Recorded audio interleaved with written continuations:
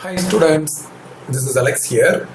இந்த ப்ராப்ளத்தில் பார்த்தீங்கன்னா the unit of thermal conductivity is அப்படின்னு கேட்டிருக்காங்க. ஸோ நம்ம thermal conductivityயோட ஃபார்முலா என்ன அப்படின்றது தெரிஞ்சுக்கணும்.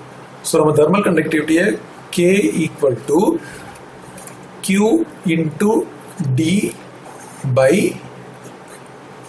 A into T2 minus T1 into time T. So இதுதான் ஃபார்முலா. இப்போ Q அப்படின்றது வந்து ஹீட் எனர்ஜி. ஸோ அது வந்து நமக்கு ஜூல். அண்ட் D வந்து ஒரு டிஸ்டன்ஸ், அது வந்து மீட்டர். அண்ட் ஏரியா வந்து மீட்டர் ஸ்கொயர். டெம்பரேச்சர் டிஃப்ரென்ஸ் அப்படின்றது ஒரு டெம்பரேச்சர், அது வந்து கெல்வின். டைம் வந்து செகண்ட்ஸ். ஸோ இப்போ இதை நம்ம கேன்சல் பண்ணிட்டோம் அப்படின்னா நமக்கு பேலன்ஸ் வந்து joule per metre kelvin and S இருக்கு. பட் இந்த எந்த ஆப்ஷன்லையுமே வந்து இந்த எஸ் இல்லை. அப்போ என்ன பண்ணியிருக்காங்க அப்படின்னா, அப்போ வந்து ஜூல் இருக்கும்போது நமக்கு எஸ் இருக்கு. ஸோ அப்போ இந்த பி அண்ட் சி வந்து வர்றதுக்கு சான்ஸ் கிடையாது.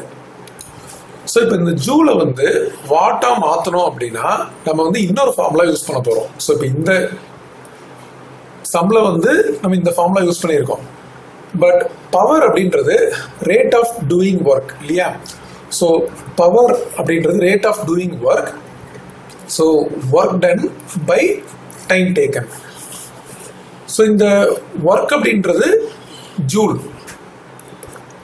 அண்ட் டைம் அப்படின்றது செகண்ட்ஸ். ஸோ இந்த பவரோட யூனிட் தான் வந்து வாட். ஸோ இதை நம்ம W அப்படின்னு எடுத்துக்க போகிறோம்.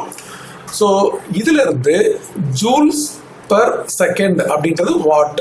ஸோ அப்போ இந்த ஜூல் பர் செகண்டை நம்ம வாட் அப்படின்னு எடுத்துக்கிட்டோம்னா நமக்கு வந்து இப்போ ஃபைனலாக W by M and K அப்படின்னு வந்திருக்கு.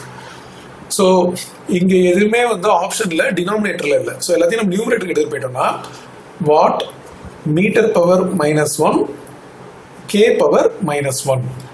ஸோ கொடுத்துருக்க ஆப்ஷனில் நமக்கு வந்து W M power -1 K power -1 அப்படின்றது ஆப்ஷன் A.